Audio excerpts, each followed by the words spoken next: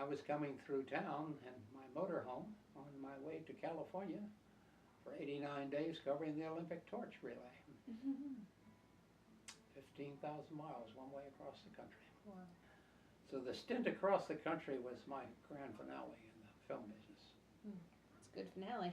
16 hours a day, 89 days. Wow. We loved every minute of it. What year was that? 84, 84. Summer Olympics. Where were the Olympics that year? Los Angeles, started in New York. That's right. Wow. Did you get to go to the games?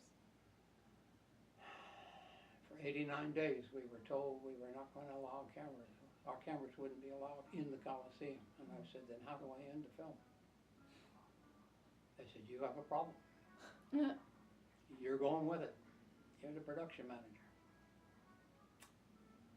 I tried several different things.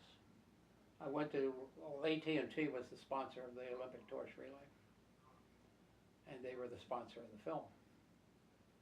And I went to their producer, who I had worked with on the 2 Academy Award films. He was down on staff at AT&T.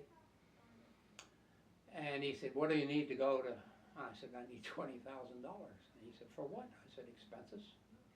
If I want a helicopter shot, I can get one for $5,000 cash while everybody else is using credit cards. Guess who's going to get it? Well, he said, they don't do that business like that here. He only give you $5,000 and a credit card. I said, I don't want a credit card. So I said, I'll be on your parking lot for 4 days, and each day I'm going in and getting another $5,000. And that's what I did. Hired my wife to manage the money back here, and an AT&T credit card to call her every day. Every day was different. And my wife and children are still kicking me, when are you going to write the book? Yeah. 2 books out by people who weren't there for the whole thing. It was fantastic. Yeah. And nobody cared about the hours. Everything that went wrong, we worked around. We put a cameraman up in the Goodyear blimp over the Indianapolis 500. Well, that blimp doesn't come back down just like that. You still see in 8 hours. Well, the blimp was like this, and the ABC camera crew was down that way. My guy's up here at the sky. He didn't shoot anything. But we couldn't get out and come down. We were in one town where a very obese runner, we asked him after he ran, why did you run this? He said, well, I helped build it. I worked at the factory. We drove 200 miles back to film that, making it, and then catch up with it again. Wow. Those are the kinds of things. A 93-year-old woman who ran, well, she walked, but she ran, and she was holding a little baby when we got there. So we made a little story out of that. Yeah. Wow. An average, well, a motion picture ratio is 1,000 feet of film for a 30-minute program. And we were contracted to do a 30-minute program. We shot 120,000 feet of film. And every bit of it was a gem, and we tried to convince AT&T to make a miniseries out of it. They donated it all to UCLA's film school. Never been heard from since. Yeah, you really should write a book. I would read it. I would too. Well, the beauty of it was that AT&T had been divested, and they were in separate companies. But all those employees belonged to the pioneers of America. No matter where they worked, that was still their social club.